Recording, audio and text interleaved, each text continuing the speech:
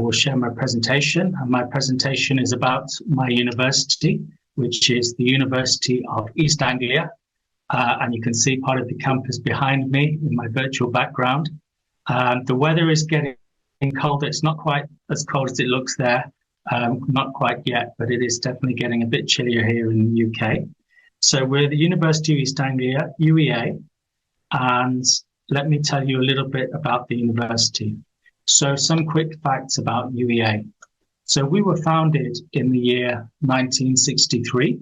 So we're quite a young university compared to most of the universities in the UK, coming up to 60 years old. And we're top 200 in the world. That's according to the Times Higher ranking. And we're 20th in the UK for research, but also highly scoring with the top standard gold in teaching. So that's something that, you know, we're very proud of. We have the excellence in both research and teaching, which not too many universities can say in the UK. So we're very proud of that. And we have lots of amazing alumni, and 3 of them so far are Nobel Prize winners. So we're located in the east of England, hence the name East Anglia. And we're in that city you see there called Norwich. So although there's a W in the spelling of the name, you don't need to pronounce that, it's just pronounced Norwich.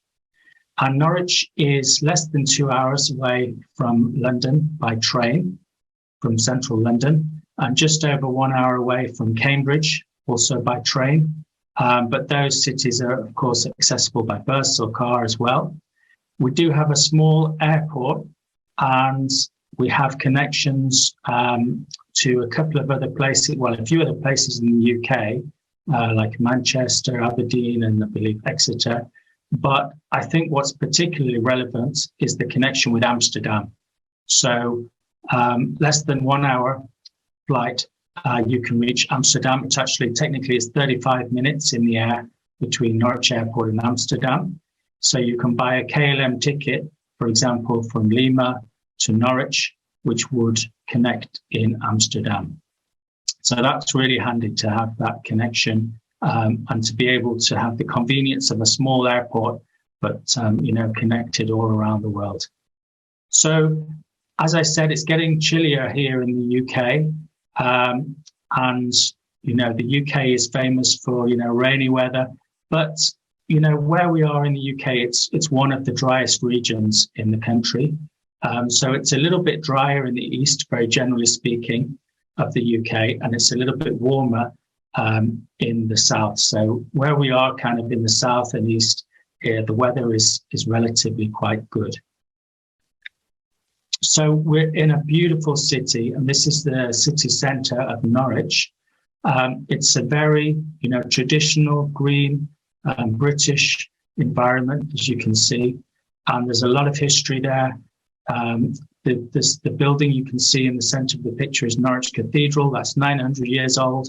And then there's another cathedral on the right. There's lots and lots of churches throughout the city. There's a castle on the left. So although it's a low-rise city, there are not big buildings like you would find in London. It is a very modern city, and it's a great combination of, you know, the modern and the old together.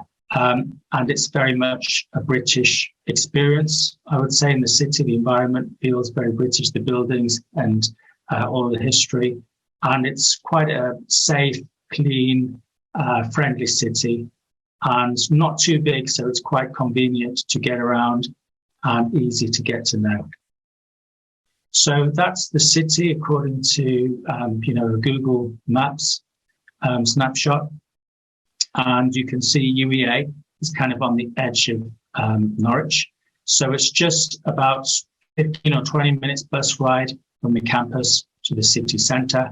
And as you can see, we're right next to lots of green space and beautiful countryside as well.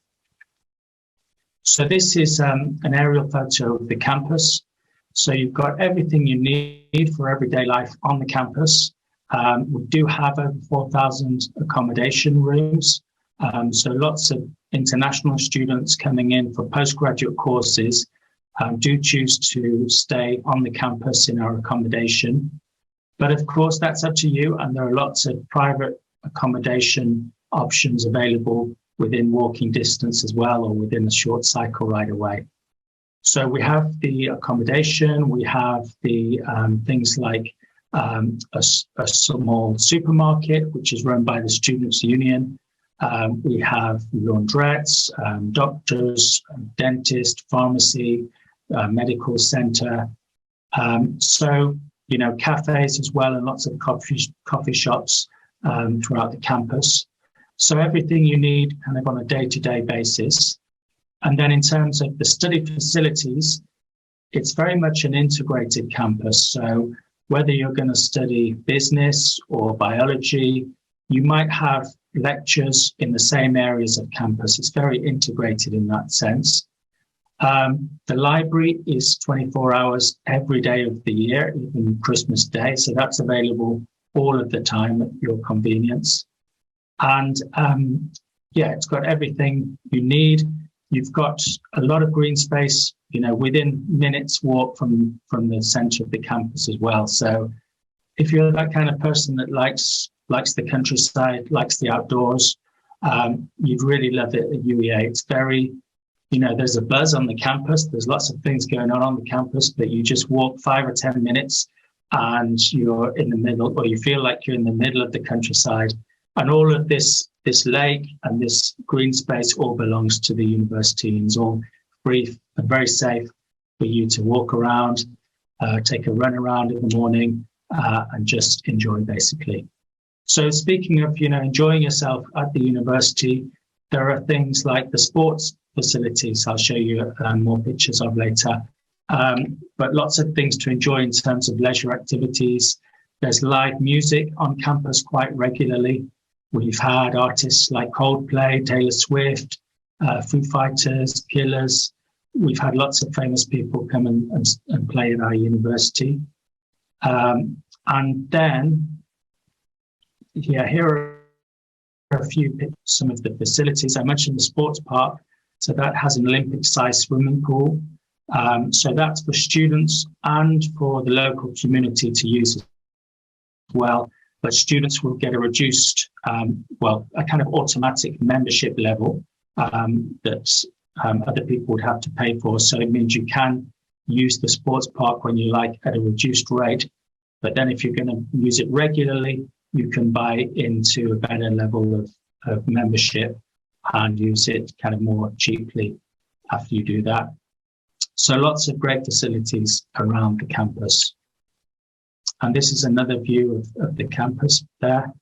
And I didn't mention the art gallery yet. So if you see the rectangular white building, kind of in the bottom of the picture there, that's an amazing building there. That's called the Sainsbury Centre for Visual Arts. So it's a purpose-built art gallery on our campus.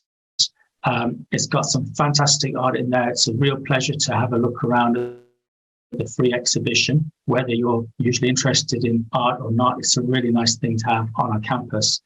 And as a kind of claim to fame, we're very proud that this building was used in the filming of the Avengers. So if you can see the resemblance there, and there's some CGI used and some computer graphics in this photo in the movie, obviously, but a lot of the footage was actually filmed on the campus originally for Avengers Assemble, I think it was. That, we had a lot of the Hollywood stars filming there, and then they've used a lot of the footage again and again in other Avengers films. So we're very proud of that. It's a nice little claim to fame that we have.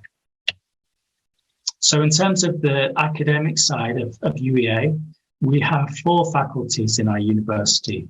So we do cover, we're quite a comprehensive university. We cover most subjects in some form, with just a few exceptions. So we don't have architecture, we don't have dentistry, but most of the kind of major subjects you will find at the university. We're very much a science, one of our strengths is definitely in science. And in terms of science research, we're a real powerhouse. in terms of biology, environmental science, we're huge in that, and climate change. We have a long history. So we were one of the pioneering universities in researching climate change. But yeah, a real good choice of science subjects there, and lots of research going on in each of those departments. But then also arts and humanities. We have some, fantastic courses and fantastic research in areas like literature, drama, and creative writing, just as one example. So I talked about the Nobel Prize winners earlier. So one of them is Kazuo Ishiguro, and he was the Nobel Prize winner for literature in 2017. And he studied creative writing with us back in the 1980s. And he was actually on campus when that was announced that he'd won the Nobel Prize. So that was very exciting. So also in film and television and media, and we have specialists and colleagues that are interested in Latin America in particular. I believe both, in those departments of film, television and media, but also literature, drama and creative writing, and many other kind of specialists in Latin America as well across the university. But definitely a lot to offer in that faculty. Art history as well. So I mentioned the Sainsbury Centre for Visual Art. If you wanted to study art history, you would be based in that building. So that's a really exciting environment to be in. Medicine and health sciences, a lot on offer there. We have the 6th largest hospital, which is the University Hospital, within walking distance from our campus. And then social science, economics is very highly regarded. International development is a subject that we're ranked #1 for research in the UK. And a lot of our students that do come from Latin America, quite a lot of them come to study international development. So in terms of research, we do split our research into these 6 main themes, kind of overarching themes that kind of cover the global challenges that we face in the world today. And you can find out a lot more about those research themes online. So we're very much, like I said, an integrated kind of university, an interdisciplinary university as well. So you're not necessarily kind of confined to one department. You'll find academics and students do often span between different departments, and there's a lot of collaboration between the different departments of the university. So in terms of the application kind of process, it would be online. For master's courses, you start in September for the vast majority of master's courses. And we haven't had a strict deadline really, but we do recommend to apply by July.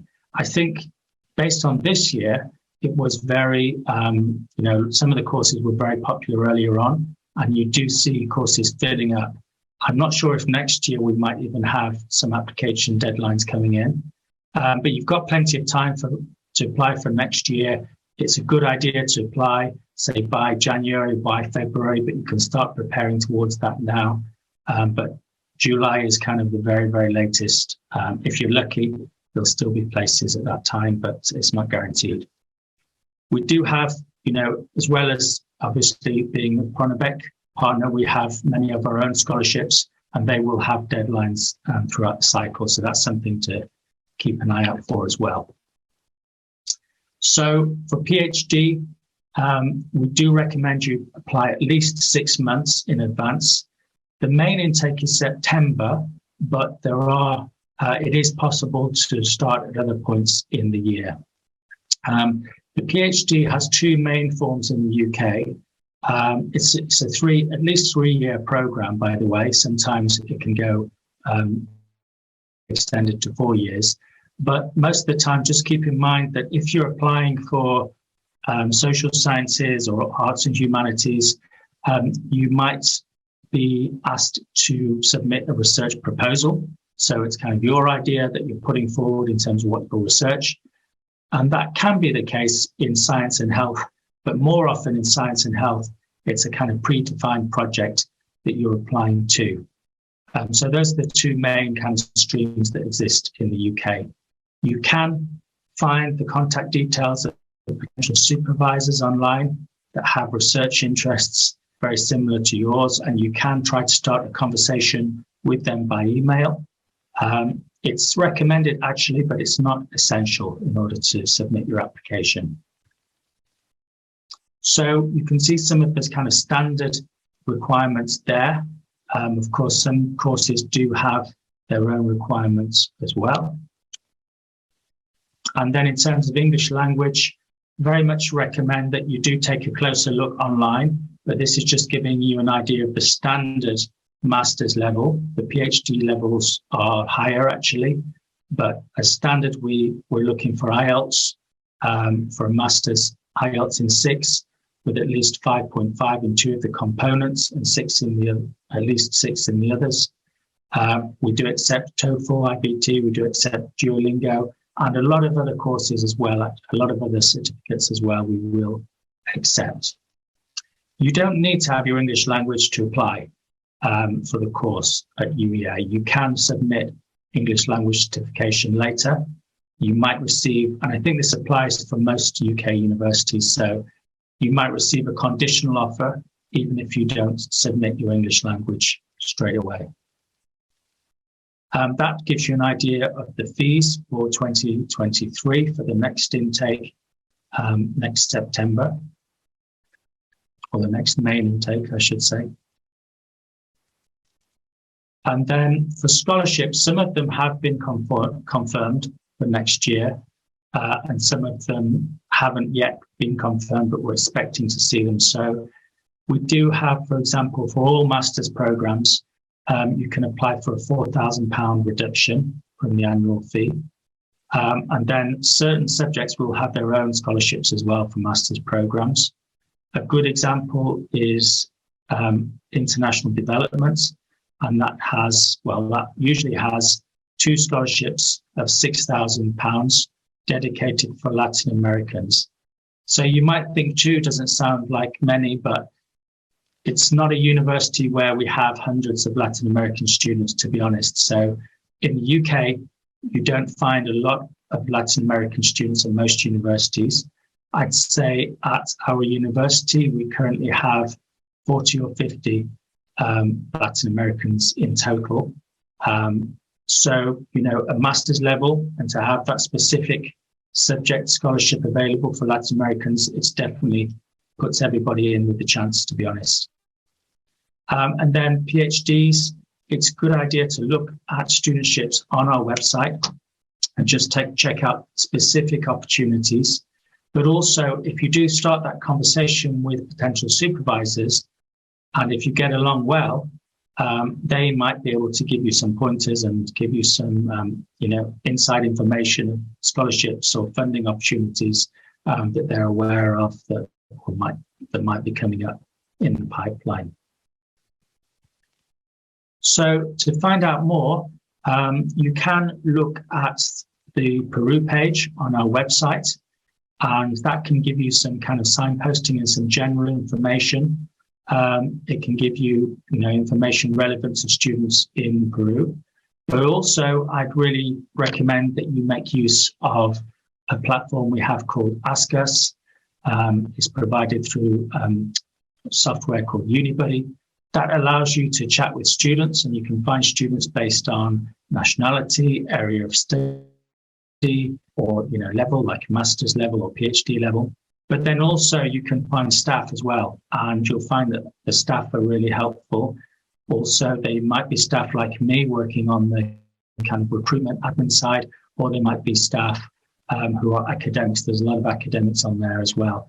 So that's a really great way to get a conversation going. Those conversations, and you'll see them on lots of UK university websites these days. I think we do it really well. I'd like to think at UEA.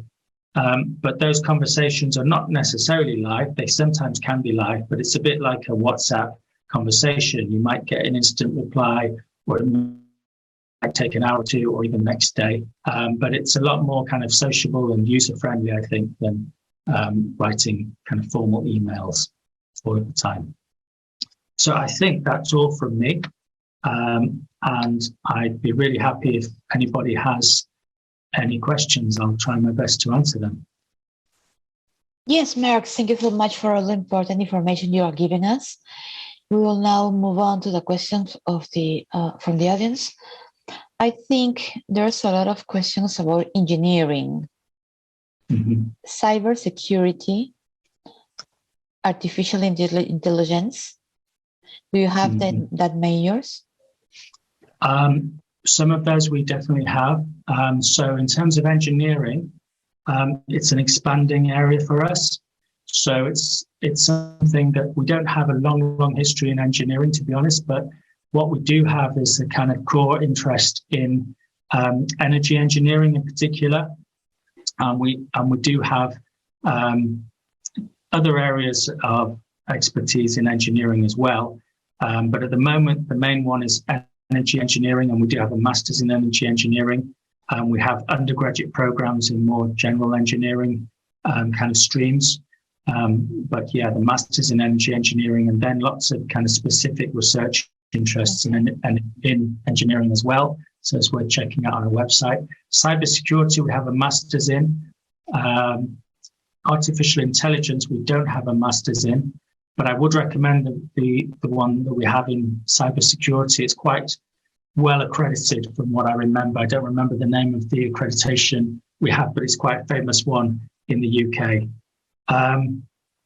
Yeah, were those the three areas: artificial intelligence, cybersecurity, and